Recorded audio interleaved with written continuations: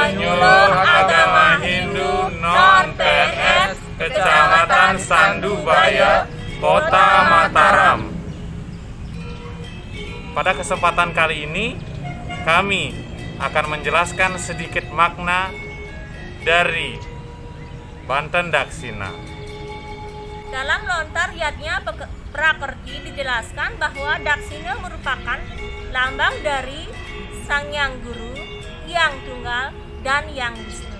Selain itu juga Daksina merupakan pelinggih atau stana ide Sang Yang Widi, yang terdiri dari beberapa unsur yang harus perlu kita siapkan. Yang pertama itu serembeng, yang kedua beras, yang ketiga tampak dara, yang keempat pangi, yang kelima porosan, yang keenam gantusan,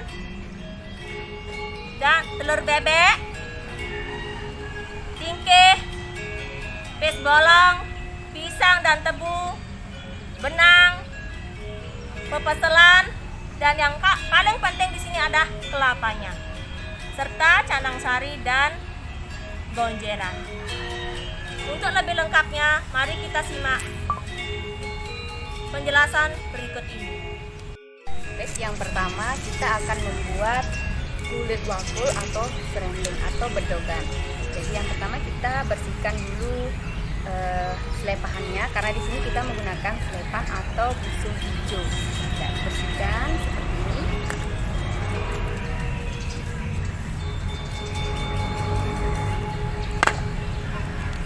Kemudian untuk mengatur tingginya itu kita bisa menggunakan jengkal.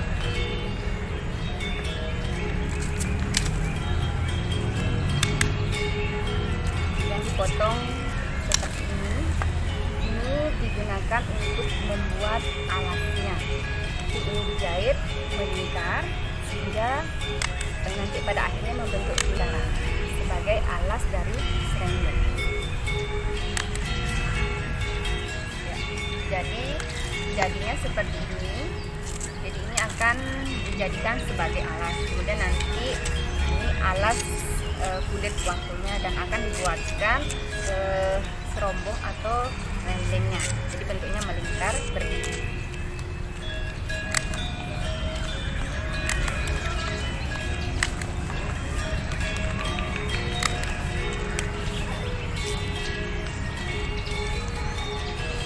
Jadi yang bulat ini, yang bentuknya melingkar seperti ini merupakan alas yang maknanya di sini sebagai simbol dari pertiwi. Kemudian kita mulai pasang serembengnya atau serombongnya mengikuti lingkaran yang sudah jadi.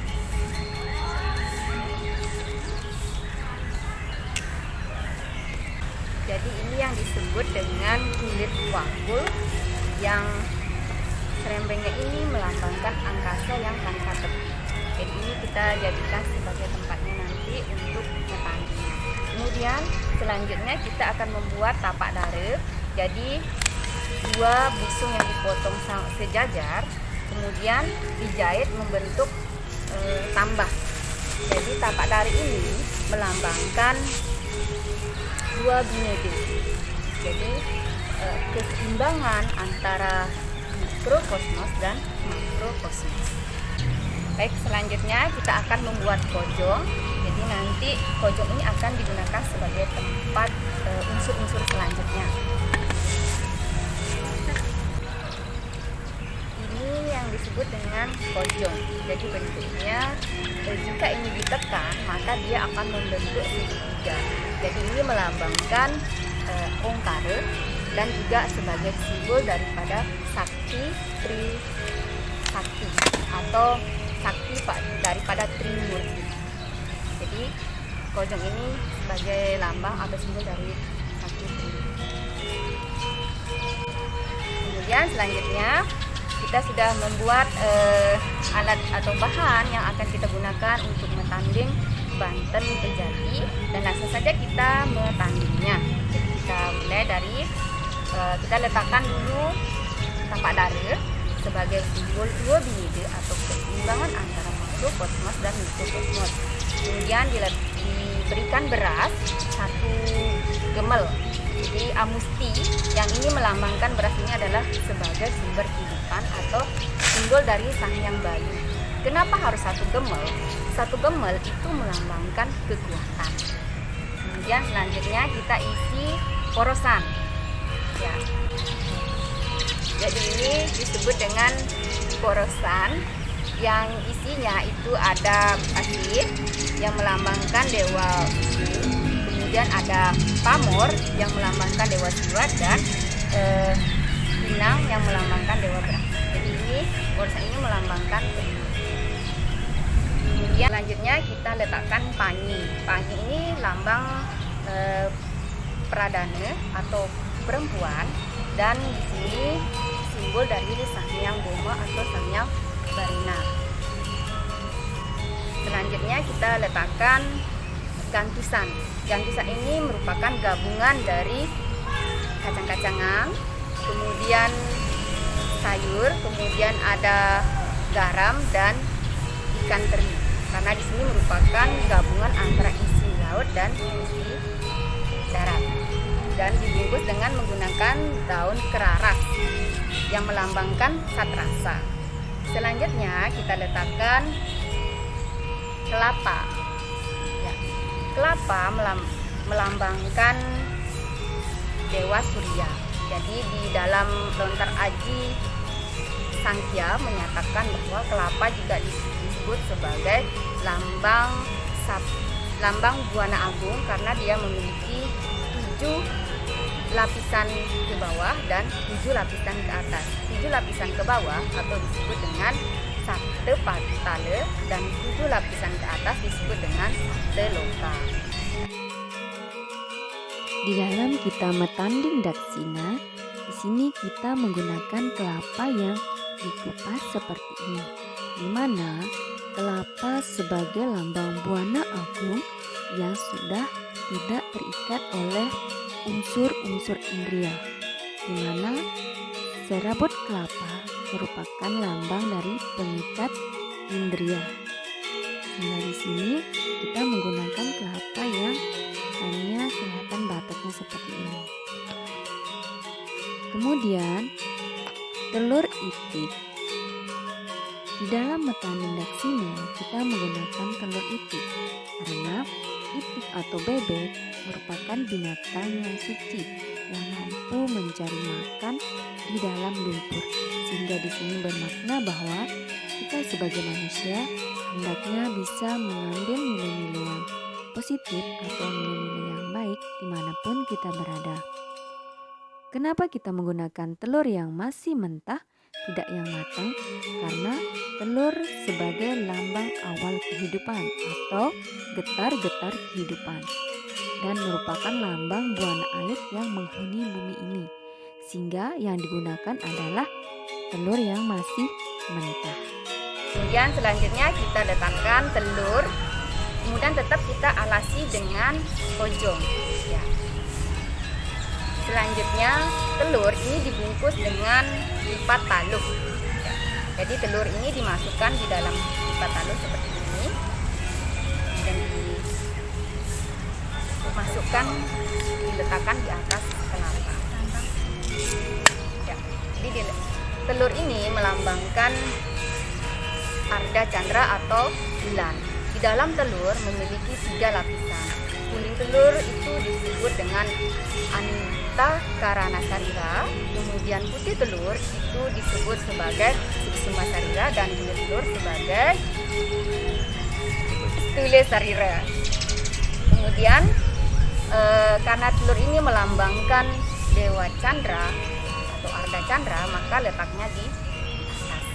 Selanjutnya kita letakkan sebuah pojong yang berisi pisang dan tebu. Jadi di sini pisang ini kenapa menggunakan pisang?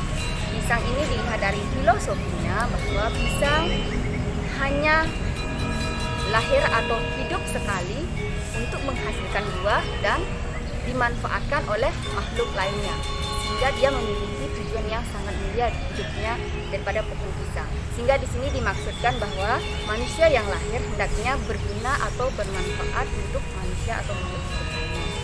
Kemudian tebu di sini melambangkan bahwa kehidupan itu bertahap atau berkesinambungan.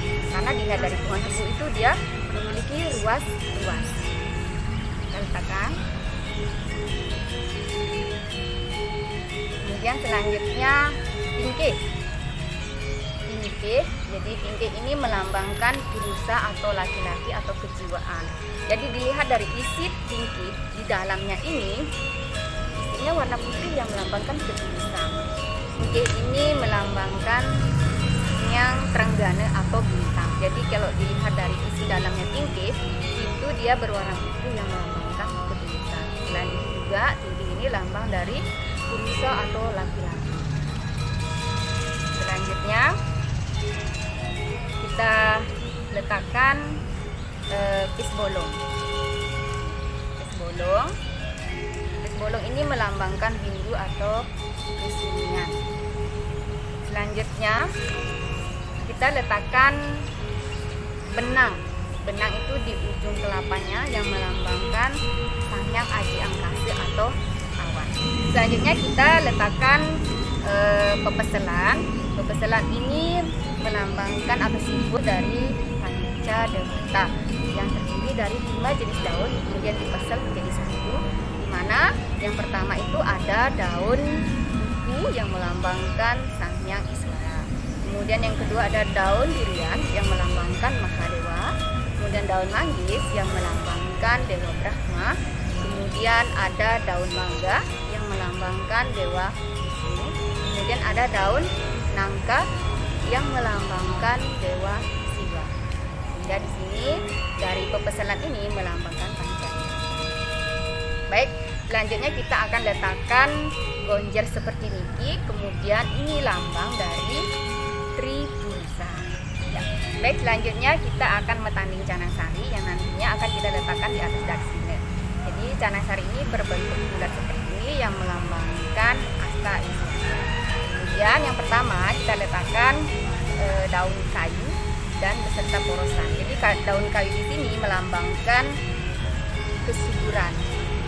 Kemudian ada porosnya melambangkan Trimurti. Kemudian ada samsam yang melambangkan Mahadewa. Kemudian bunga putih ini diletakkan di timur yang melambangkan Dewa Iswara. Selanjutnya merah ini diletakkan di selatan sebagai lambang Dewa Brahma. Kemudian kuning diletakkan di barat sebagai lambang Dewa Mahadewa. Kemudian warna gelap ini diletakkan di utara sebagai lambang Wisnu. Selanjutnya kita letakkan Purasari di atasnya sebagai lambang swastika. Selanjutnya kita isi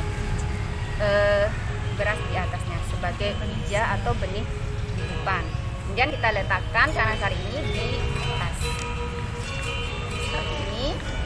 Inilah Banten Daksina yang dimana penggunaannya itu kita sebagai umat Hindu Bali khususnya sering menggunakan daksina di setiap upacara yajna, dan juga daksina ini juga sering digunakan sebagai pelengkap beberapa Banten seperti Banten Pejati. Jadi di dalam Banten Pejati itu juga ada salah satu unsurnya itu daksina. Demikian tutorial kami pada kesempatan kali ini. Semoga apa yang kami sampaikan bermanfaat. Kurang lebihnya kami mohon maaf, dan apapun yang kami sampaikan tetap kembali kepada unsur isi kalepatre. Jadi tetap disesuaikan dengan tempat di mana kita berada. Demikian yang dapat kami sampaikan, dan kami tutup dengan Parama Santi. Om Santi Santi Santi Om.